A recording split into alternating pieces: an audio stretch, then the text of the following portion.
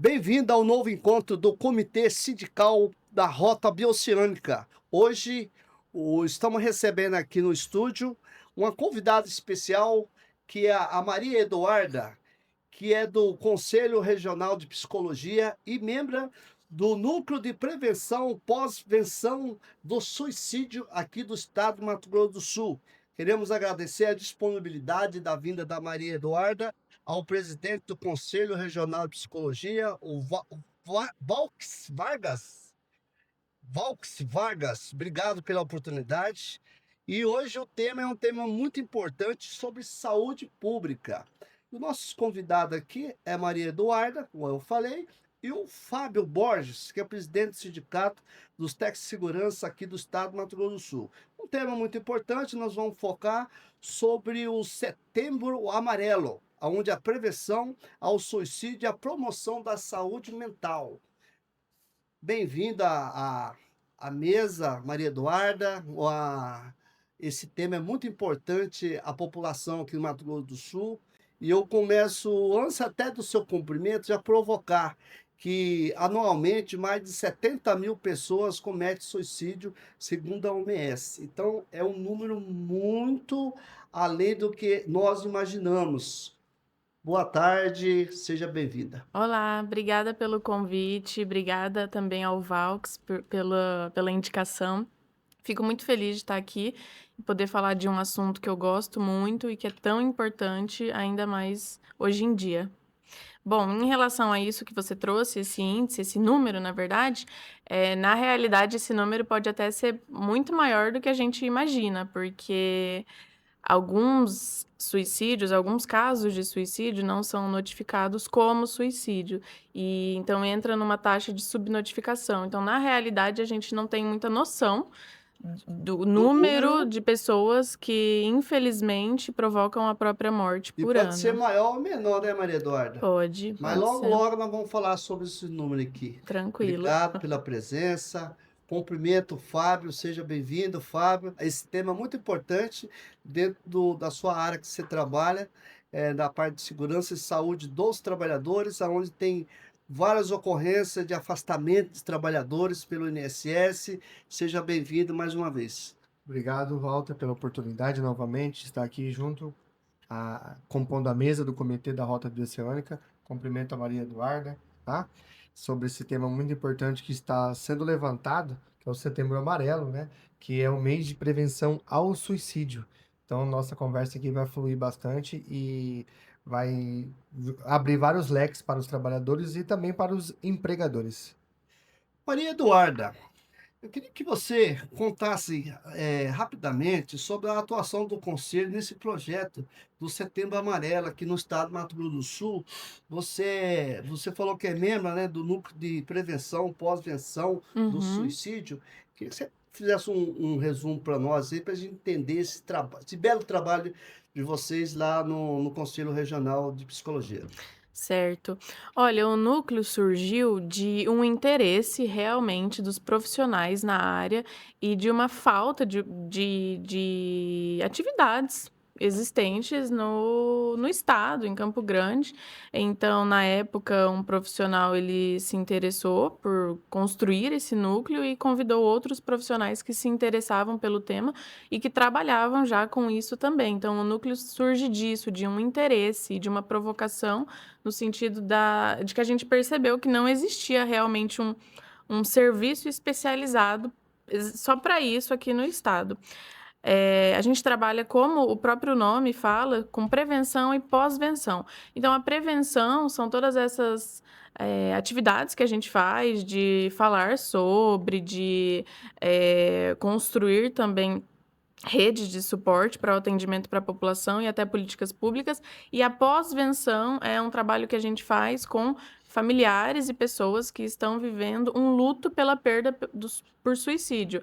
Então, a gente trabalha tanto com as pessoas que têm o pensamento e a ideação suicida, quanto com as pessoas que, infelizmente, já perderam alguém por suicídio. Então, a gente tenta abranger realmente todo mundo que, de certa forma, é afetado pelo suicídio. Esse trabalho ele é feito nas comunidades, Maria?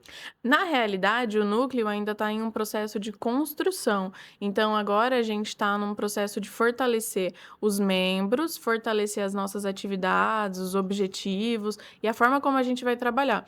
Então, por enquanto, a gente está trabalhando mais com a questão de palestras, de cursos, ou como eu estou aqui hoje falando sobre esse assunto com vocês, a gente ainda não avançou totalmente para os próximos passos, mas o objetivo é que isso se expanda para a comunidade, para a população e até mesmo para a política pública. E dentro desse núcleo, além do Conselho de Psicologia, há outras entidades envolvidas? Não, porque ele é exclusivo do Conselho Regional de Psicologia, mas a gente pode sempre articular com outros serviços, outros órgãos. E esse tema é tão importante, Maria Eduarda e Felipe, que se você precisar de um apoio, o CVV, né, que é o número 188, que atende 24 horas, né? É É importante isso. observar isso, que muitas vezes a gente fala sobre o tema e esquece do, né, O Aham, serviço de do apoio. serviço de é apoio. isso. E é o número 188, muito importante, É, 24 horas, né, a aham. pessoa pode ligar. Agora nós vamos falar sobre o Setembro Amarelo, as campanhas, os trabalhos, as ações aqui no estado do Mato Grosso do Sul. Começando com o Fábio. Fábio, sobre a prática do Setembro Amarelo, junto aos trabalhadores, de todos os setores, qual o papel do profissional técnico de segurança do trabalho para promover essas ações do Setembro Amarelo no mundo do trabalho? Então, os profissionais técnicos de segurança, eles têm as diretrizes, né? Seguem cronogramas de ações, assim como tem outros meses, têm suas cores específicas de seus assuntos também abordados dentro deles. E em especial Setembro Amarelo, que se lembra, né?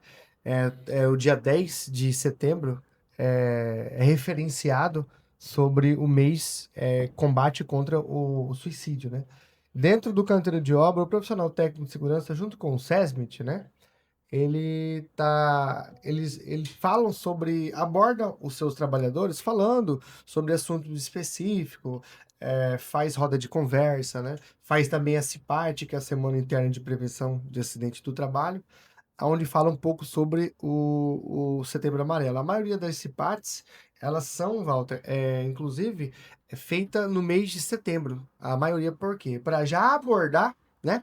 Esse assunto importante, que é sobre o suicídio, sobre o bullying também, né? Porque geralmente o bullying, ele acarreta também, dependendo da parte emocional da pessoa, ela acarreta um suicídio, né?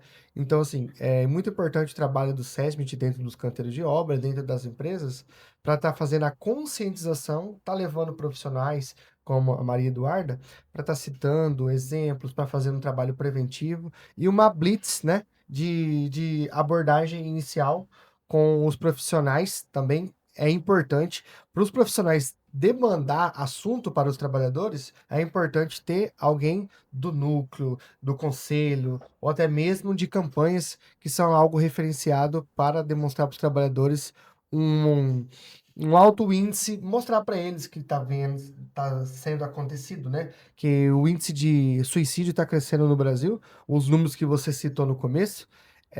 Então, se fala-se que é o mal do século, que é a depressão, né? Também associada ao suicídio. Então, o papel do técnico de segurança é fazer essa prevenção dentro e fora do canteiro de obra. Umas perguntas básicas para cada um de vocês, Felipe e Maria Eduarda. É, culturalmente, o tema Setembro Amarelo, ele não é abordado somente no mês de setembro. A pergunta: as ações são continuadas? Maria Eduarda, por favor. Na maioria das vezes, não. E esse é um problema da campanha. Esse é um dos principais problemas da campanha. Tanto como a campanha é feita hoje em dia, quanto em relação a essa continuidade. Na realidade, um dado muito interessante de trazer, que talvez as pessoas não saibam, mas o Setembro Amarelo ele surgiu Dizem que ele surgiu, na realidade não dá para saber exatamente, porque nos Estados Unidos, em 1994, um jovem de 17 anos se matou e ele tinha um carro de cor amarela que era um carro muito importante para ele. E aí então o pai e a mãe desse rapaz, eles saem distribuindo para os vizinhos cartõezinhos com um laço amarelo, com mensagens de sensibilização. E isso se dissemina para o mundo.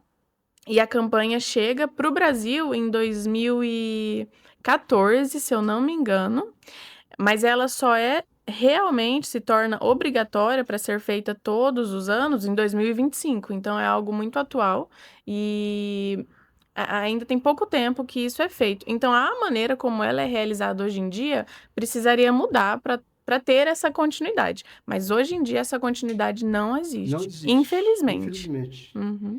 E esse mito de falar suicídio atrapalha? Como corrigir a comunicação sobre esse tema tão importante? Fala.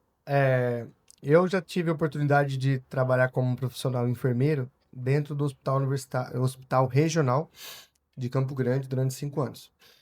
Recebíamos bastante demandas, SAMU, enfim, bombeiros, ou a própria pessoa levando por demanda espontânea, pessoas que tentou o suicídio, né?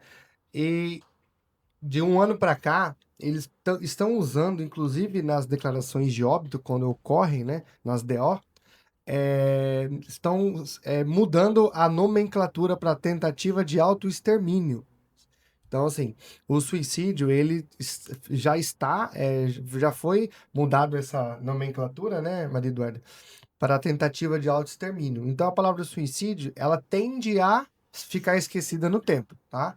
O CID-11, inclusive, eles têm as suas características, têm as suas associações, então se engloba referente a isso também.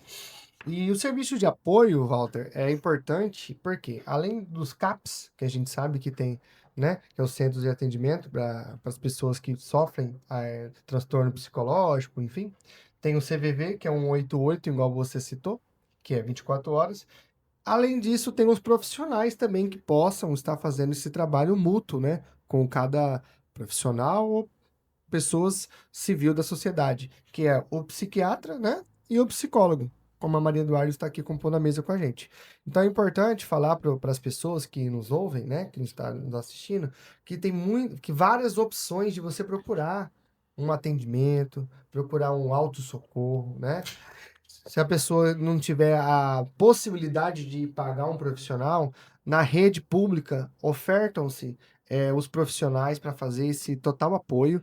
E também tem um número que não cobra a ligação, é gratuita, do 188. Então temos várias opções de a gente estar sendo assistida por esses profissionais. Então esse serviço de apoio é muito importante estar enfatizando isso. E o CVV, os profissionais realmente são treinados. São treinados, né? São E, treinados. e a pergunta a seguir é justamente, você falou que tem várias redes de apoio, e tirando o olhar clínico do profissional da psicologia, quais os primeiros sinais de alerta aos adultos, ao jovem, que ele está em uma situação de tratamento, para buscar esse tratamento? Quais os primeiros sinais que, sem o olhar clínico do profissional? Você tem alguns sinais que você possa passar ao público em geral? Tem sim. Olha, geralmente, uma pessoa que está em muito sofrimento, em um sofrimento insuportável, ela vai falar sobre isso. Então, aquela ideia de que quem quer se matar não fala é um mito. As pessoas falam, só que eu acho que a gente, enquanto sociedade, não para ouvir, escutar e prestar atenção. Então, as pessoas falam dos sofrimentos que elas estão passando, das dores, mas os principais sinais são relacionados a mudanças, De eh, comportamento, mudanças de comportamento bruscas, como um isolamento, isolamento, isso, ou até o mesmo o vício, vício, comportamentos impulsivos também. Que mais?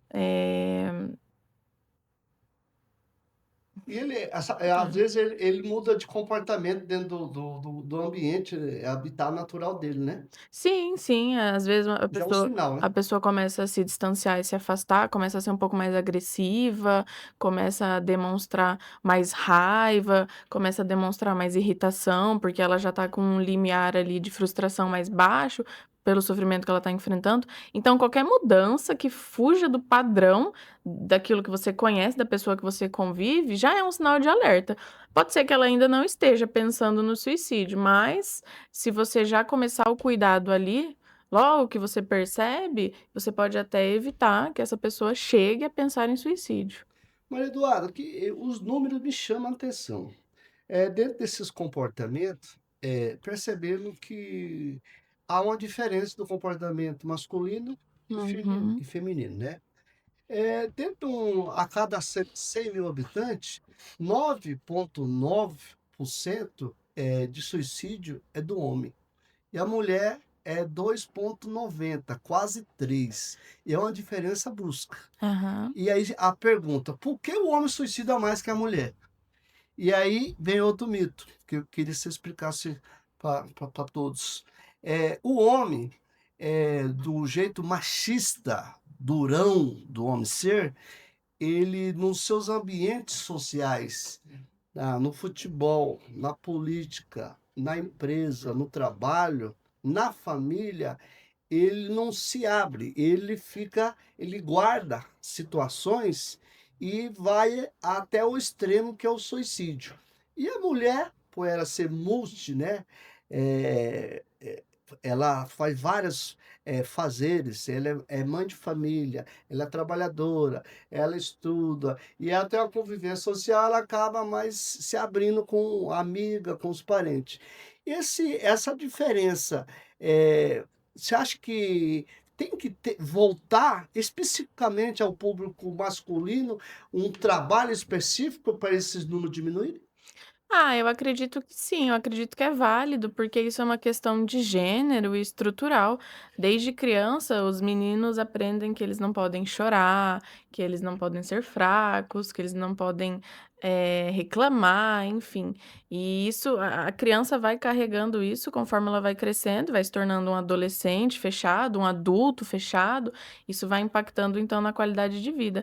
Então eu acho que qualquer trabalho relacionado a isso é muito válido e muito necessário, porque, a gente começa a desconstruir isso para o homem, que já é mais difícil, e isso vai se disseminando para outros homens. Então, se algum homem se sente um pouco mais à vontade para falar sobre o que está sentindo e demonstra para os amigos que não tem problema falar sobre, talvez esses amigos entendam que eles também podem falar sobre o que eles estão sentindo. Exatamente. E aí se começa um grupo, uma rede de suporte legal e interessante. Então qualquer trabalho relacionado a esse público é muito válido e muito necessário.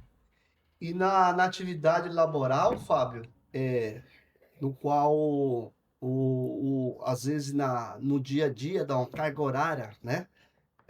Nós estamos brigando aqui para ver se a gente reduz a carga horária de trabalho diário, Uhum. porque infelizmente o trabalhador ele não tem o seu descanso semanal remunerado, né? Ele não pode passear, uma vida social. Você acha que nas cargas horárias subelevadas isso colabora com essas doenças mentais? Com certeza, até porque estão sendo discutida aí, a diminuição da carga horária e também o aumento, né, do dia para você ter mais descanso, que no caso é a escala 6 por 1, né, que está sendo pautado aí nas mídias, enfim. O colaborador, o empregador, ele coloca uma meta para você cumprir de segunda a sexta, e geralmente, aos finais de semana, no caso, sábado, né, se gera-se uma hora extra, né?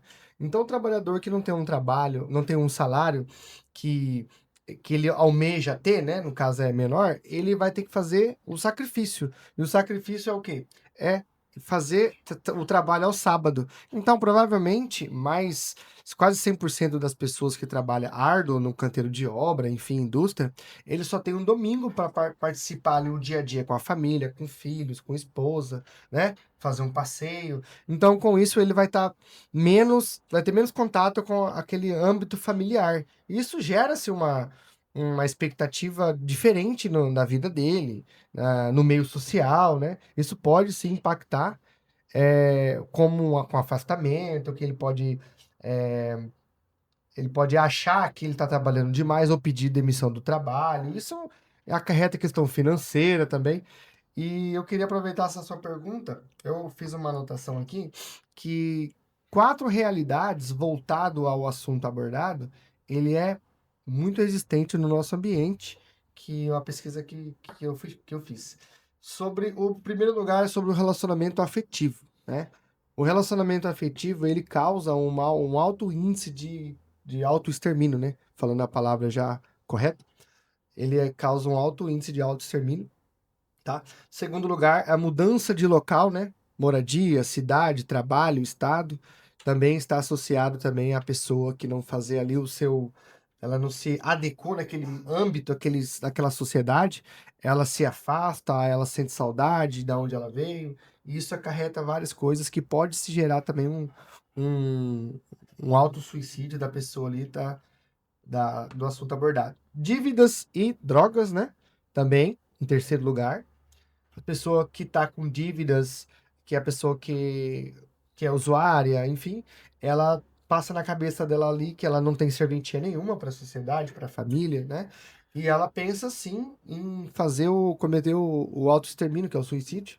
Então, em terceiro lugar, é isso. E, em último lugar, mas não deixando de ser tão importante, há 10 anos atrás estava em primeiro lugar essa expressão aqui, que é a depressão.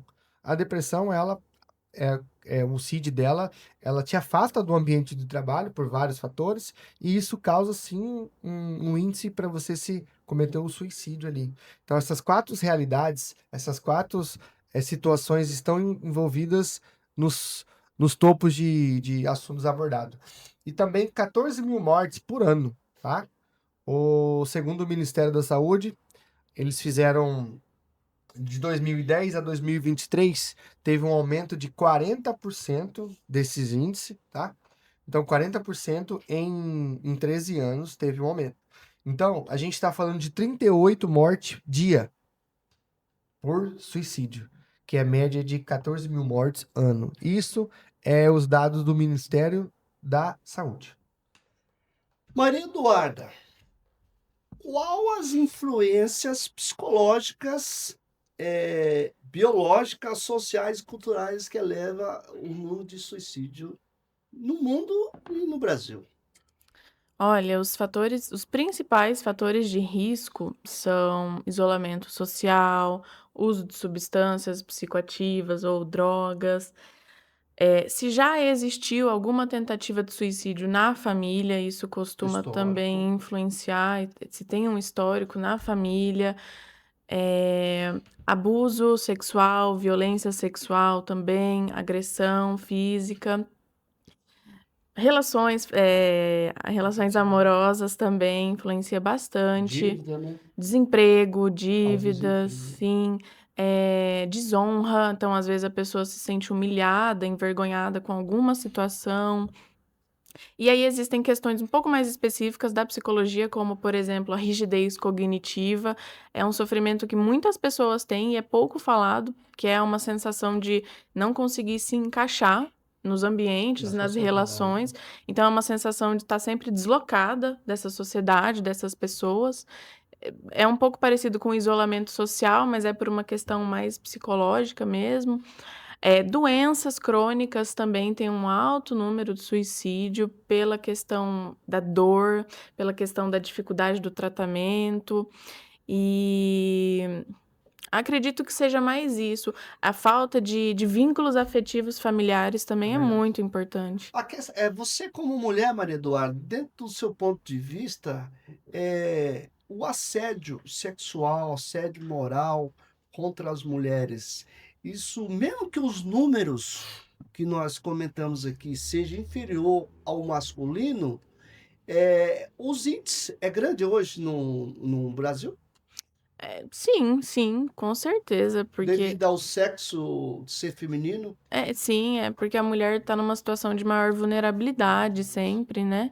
É mais comum que a mulher esteja numa situação de vulnerabilidade, então esses índices sempre crescem, infelizmente. Outra coisa que me chamou a atenção também, Maria Eduarda, é que os índices aumentam nas classes mais baixas, né? Aham. Nas classes alta, média, ainda os números, né, quando chega na classe mais baixa, esse fator você analisa que pode ser distribuição de renda, a falta de política social?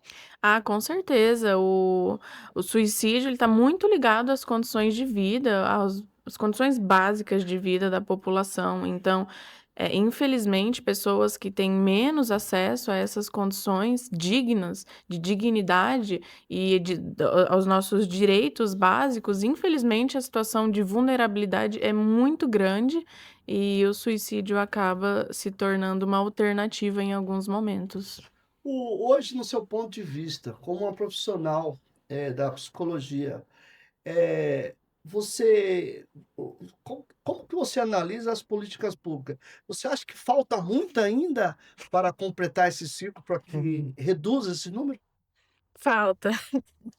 É, porque a política pública relacionada à prevenção do suicídio, ela não acontece se a gente não tiver política pública de dignidade de vida, de condições básicas de vida. Então, alimentação, moradia, trabalho, acesso aos nossos direitos. Então, a política de prevenção ao suicídio precisa estar vinculada a essas outras políticas. Então, a gente tem um caminho muito longo para percorrer, porque antes precisaria trabalhar essa questão básica para depois a gente pensar em construir políticas públicas de prevenção do suicídio. E eu acho que a gente ainda está engatinhando aí nesse processo. Ainda falta muito, né? Falta. Ô, Fábio, e também para Maria Eduarda, nós estamos num mundo de evolução tecnológica, aonde o mundo se conecta, em segundos, né? Uhum. Estamos na era aí Fala da digital. digital. Os jovens, eu vejo aqui que a taxa de suicídio entre jovens cresceu aqui no Brasil, pelos índices aqui, de 6% ao ano no Brasil, no período de 2011 a 2022. Já as taxas de notificações por autolesões na faixa etária de 10 a 24 anos aumentou 29%. Eu queria saber, autolesões, vocês podem explicar? Sim, as autolesões pode se caracterizar as mutilações feitas no próprio corpo através da pessoa que está sofrendo um transtorno psicossocial, né? Ou até mesmo ela tiver uma deficiência cognitiva, enfim, que possa causar no caso, como que eu vou dizer, esse ato, né? É igual eu comentei anteriormente, um término de um relacionamento, uma briga familiar, chamar a atenção de algum familiar, ela se sentir um pouco só com separação do pai ou da mãe, né? Ela pode se automutilar. Que vem essa automutilação, né? Maria Eduarda também pode depois enfatizar sobre isso. A pessoa pegar gilete, se cortar, a pessoa se ferir as pernas. Eu recebi muito lá também no hospital regional, pessoas que tomavam muito comprimido de alprazolam, de zolpidem, né? A gente chama de intoxicação exógena, né? Então, as pessoas que fazem o uso dessas substâncias, drogas também, substâncias psicoativas, né? É, o uso dessas substâncias, dessas medicações e da automutilação é o grande chegam muito aos pronto-socorros, às unidades, aos CAPS, né, que é os Centro de Atenção Psicossocial. Então, é muito importante ter, a ver os sinais, né, das pessoas, dos filhos, né? Se a pessoa se isola muito, se a pessoa não tem um convívio social, se ela tá triste por muito tempo, se ela não quer conversar, não quer se abrir, e se ela tem um cognitivo um pouco atrasado, assim, é importante, esses são os sinais, dois sinais de alerta, para você procurar levar esse filho, irmão, pai, enfim, até um profissional capacitado, aos CAPS, aos profissionais psiquiatra, psicólogo, né? ou procura uma rede de apoio, tá? Mas é importante enfatizar aqui que é o mal que está acometendo os jovens hoje. O público hoje que mais é afetado para a parte de transtorno psicossocial, tentativa de autoextermínio, são jovens entre 14 e 21 anos. E você acha assim que o acesso à rede tecnológica da internet entre jovens, dentro dos atendimentos que vocês têm lá no conselho, o profissional que trabalha na educação e outros setores, eles conseguem fazer essa identificação, encaminhamento, tratamento, encaminhamento para os órgãos competentes? Nem sempre, talvez porque falte acesso à informação de quais os órgãos que podem acolher essas demandas, ou porque os próprios órgãos responsáveis por isso já estão superlotados, e aí não tem vaga, tem uma lista de espera e a pessoa está numa situação de emergência. Ou então, como eu disse no começo, porque os casos são subnotificados, então às vezes chega uma demanda que até é relacionada à tentativa de autoextermínio, mas a história que a pessoa conta não deixa isso evidente, e aí o tratamento é feito de outra forma. Em relação às autolesões, os jovens tentam esconder, na maioria das vezes, porque, psicologicamente falando, a autolesão, ela significa uma tentativa de lidar com essa dor e com esse sofrimento que está muito insuportável, e o jovem ele não consegue transformar isso em palavra, ele não consegue falar sobre isso.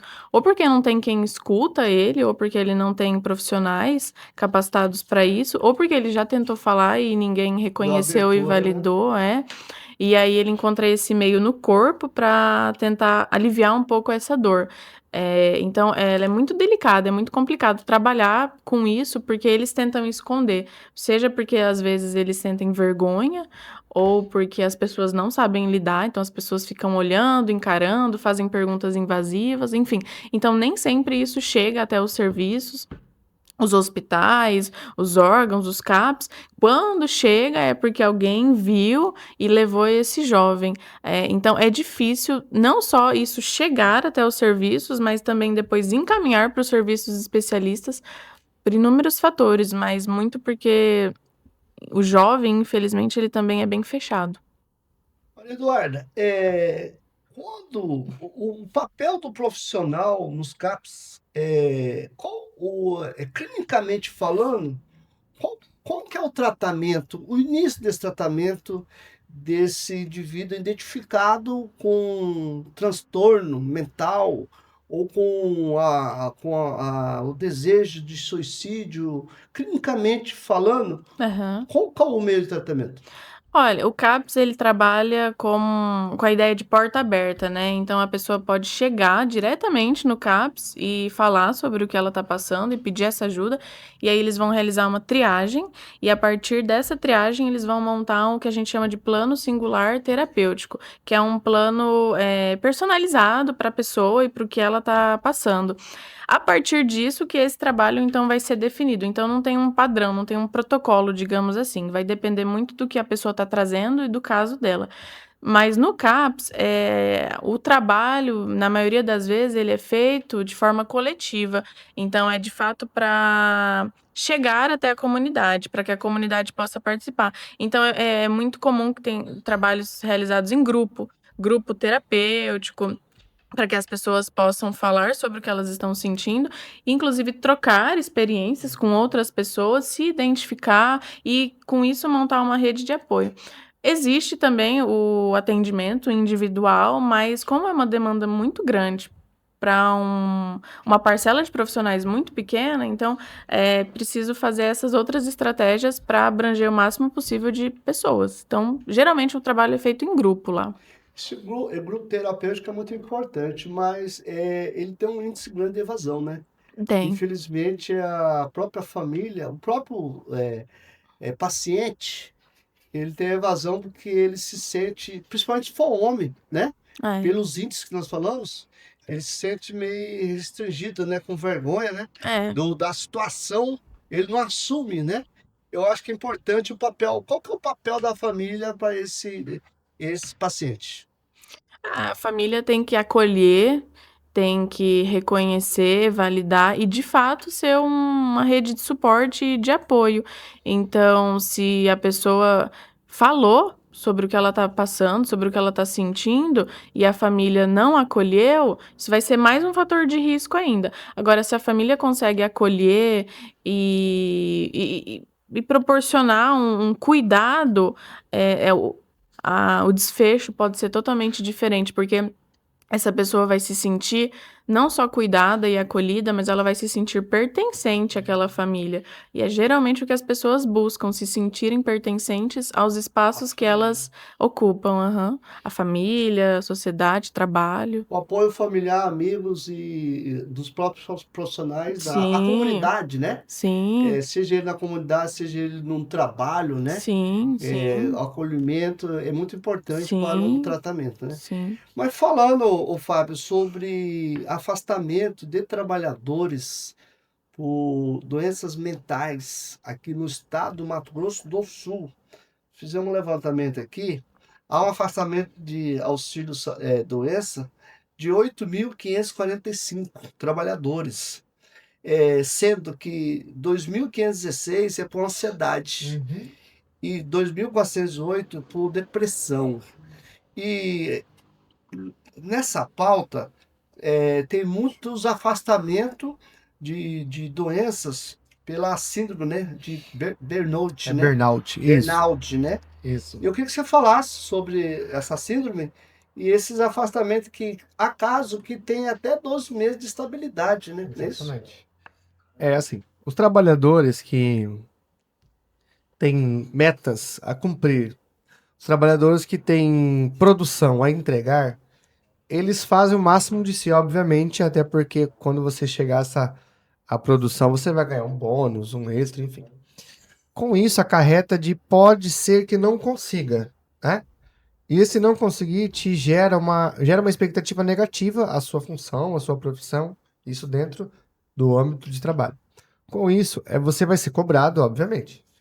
E ao ser cobrado, te gera uma expectativa negativa para sua parte porque você não conseguiu atingir a sua meta. E isso vai acarretando uma coisa ou outra e pode ser, sim, que gere um transtorno ali na pessoa, né? E ela pode ser considerada um assédio, né? Um assédio moral, né? Por que assédio moral? Porque ela pode ser cobrado coisas a mais do que precisa ser feito dentro do ambiente de trabalho. Com isso, gera-se uma doença ocupacional que é a ansiedade, uma depressão. Por que doença ocupacional? Porque ela foi adquirida dentro do ambiente de trabalho. Então, por isso que ela se torna ocupacional. Aí é onde acontece os índices de quê? De afastamento, tá?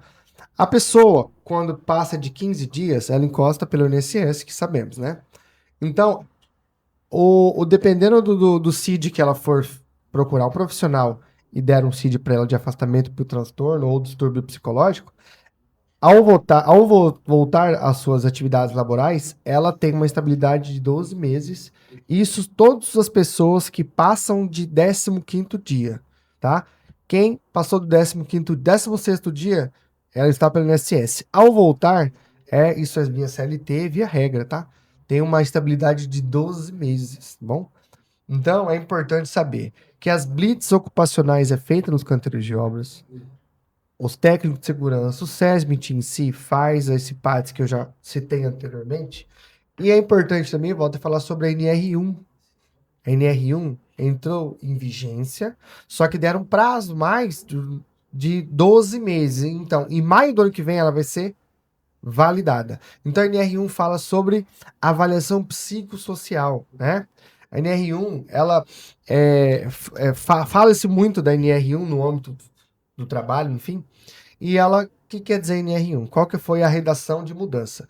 Todos os trabalhadores admitidos, empresas privadas, públicas, enfim, ela precisa e ela vai passar por uma avaliação de um profissional, certo? Profissional esse, psicólogo ou até mesmo psiquiatra, tá bom?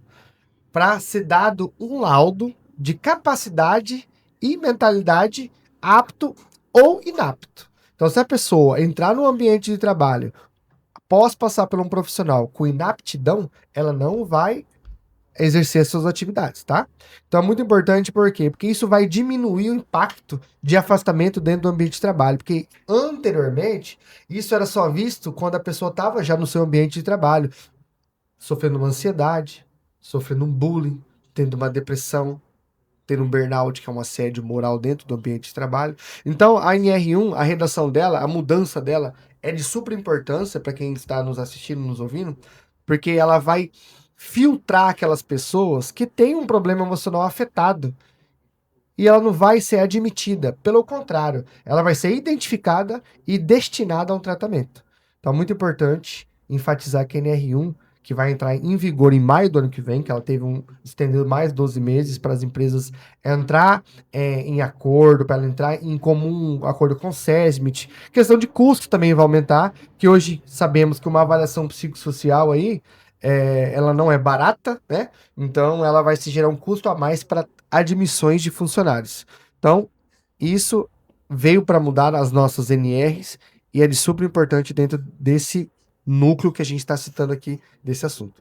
E é importante, Fábio, na sua fala sobre a NR1, a todos trabalhadores, trabalhadoras que nos assistem, aos movimentos sindicais, sociais, lembrar que o capital ele vai sempre querer a produtividade e a riqueza. Exatamente. E você, trabalhador, você, trabalhadora, procure o seu sindicato de classe Exatamente. para que possa utilizar das normas, Ferramenta também, das ferramentas que a NR1 ela vai ser validada em maio, maio do ano que vem. para que os sindicatos possam cobrar dos empregadores, né? Para que nós possamos ter um ambiente saudável, E seguro. uma carga horária, né? Favorável Uhum. e um descanso semanal para que ele possa, né? Ter um social com a sociedade e sua família. E família. É importante mesmo, você falou sobre o sindicato. O sindicato, ele vai até os canteiros de obras, até as empresas. Então, nesta ida do sindicato, ou dessas blitz, de CIPAT, enfim, de DDS, é muito importante. Os diálogo diário de segurança, ele na verdade, tem uns DSS, que é Diálogo Semanal de Segurança. Os DSS, é importante, dentro desse mês de Setembro Amarelo, cada uma dessas 4 semanas, enfatizar assuntos referente ao Setembro Amarelo, que se lembra que é visto como um lembrete de um suicídio, né? Que está no nosso dia a dia mais do que a gente pode imaginar. E é importante os movimentos sindicais, centrais sindicais, fazer essa movimentação sobre o Setembro Amarelo, né? Nos seus canteiros de obras, no chão de fábrica, né? Isso. Com os trabalhadores, para que chame a atenção, né, Uhum. Maria Eduarda, sobre um tema tão importante para a saúde pública, né? Mas vamos chegando aqui, porque o papo tá bom, né? Ele flui. Mas aí, Maria Eduarda, eu queria saber quais as ações oficiais lá do Conselho Regional de Psicologia, no mês de setembro, que vocês vão realizar questões de palestras, caminhadas, Ação social. ações sociais na comunidade. Por enquanto, as ações são bem reduzidas. Então, a gente realizou, acho que há 2 semanas ou 1 semana atrás, não me lembro, um evento para falar exatamente sobre a prevenção do suicídio e as relações de trabalho na sociedade contemporânea, junto com o Ministério Público do Trabalho. E foi um evento bem legal, foi um evento que teve uma adesão bem legal do público. Mas, por enquanto, a gente ainda está realizando esses eventos de sensibilização.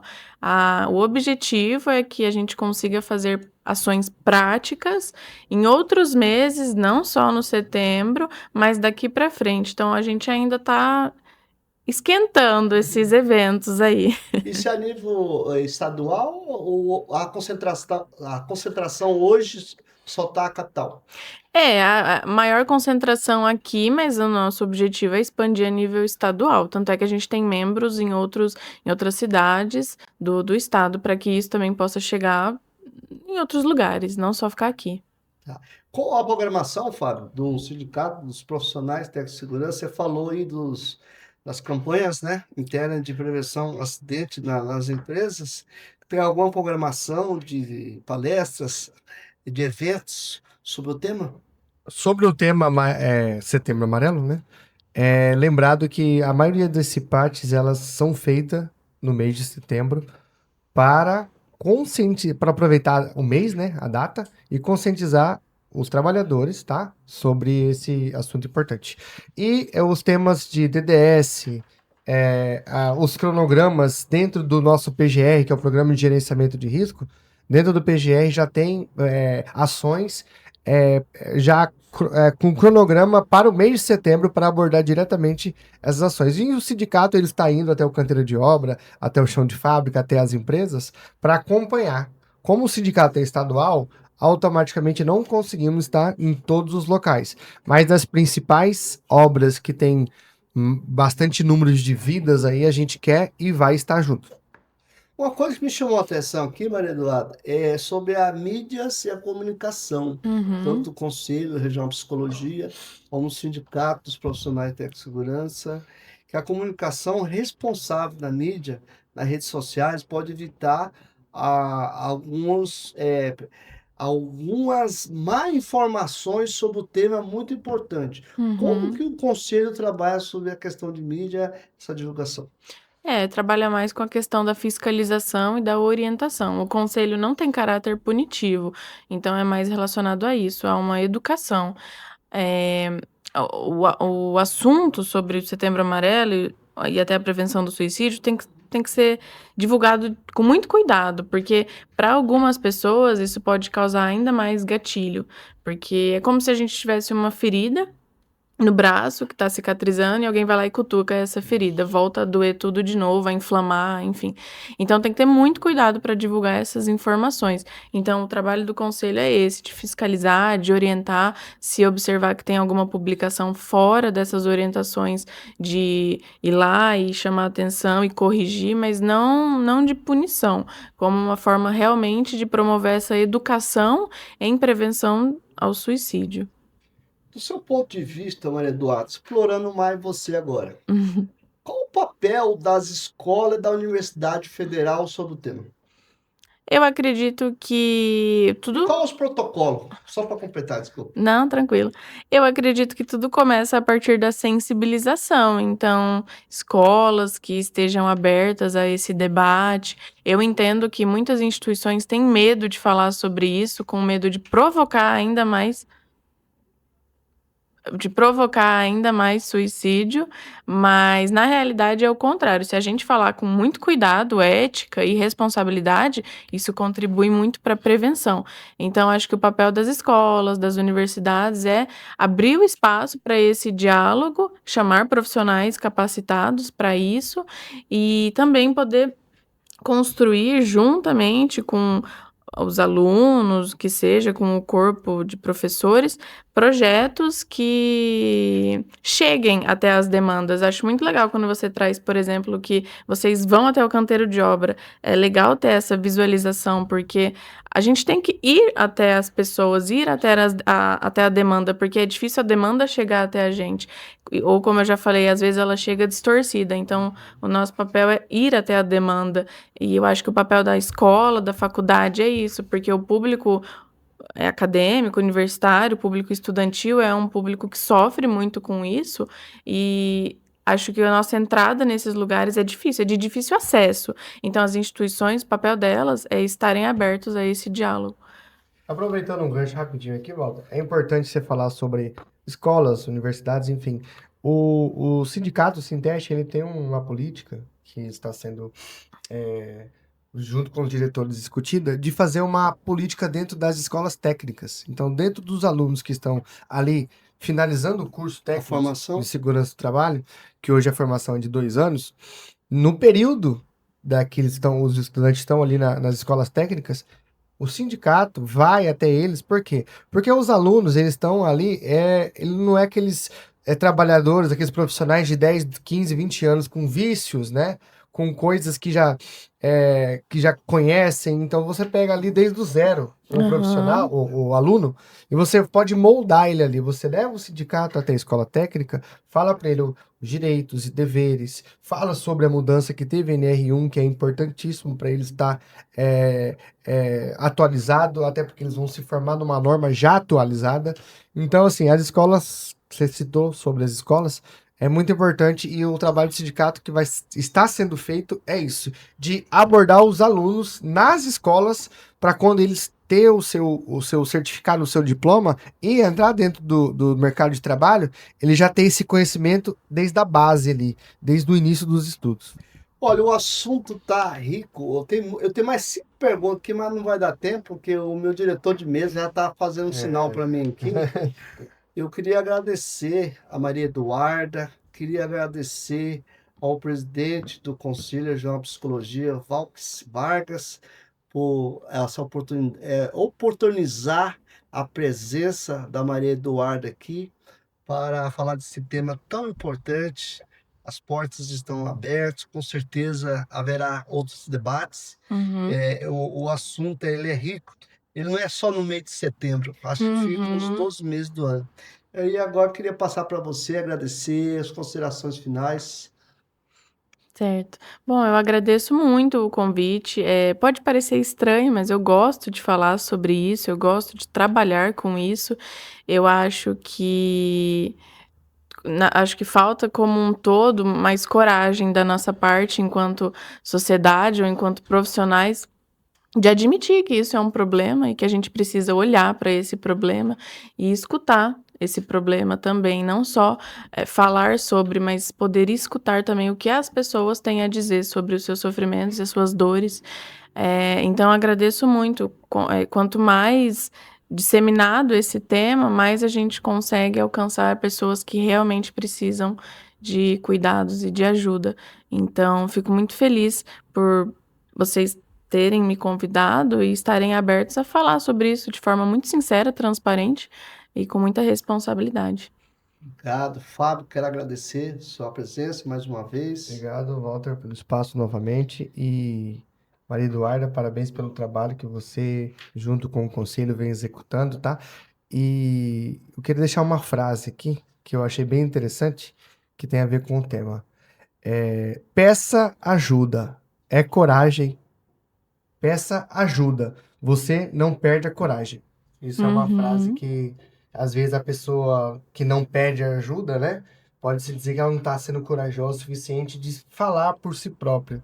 Então é importante essa frase aí estar junto aos profissionais, a todo mundo que está assistindo, porque se você precisar de ajuda, peça ajuda, procure um profissional, converse com a sua família, converse com um amigo, vá até um profissional ou pago por si próprio, ou os CAPs que tem os profissionais, né, para fazer o atendimento dessas demandas, mas não é vergonhoso você pedir ajuda. Não.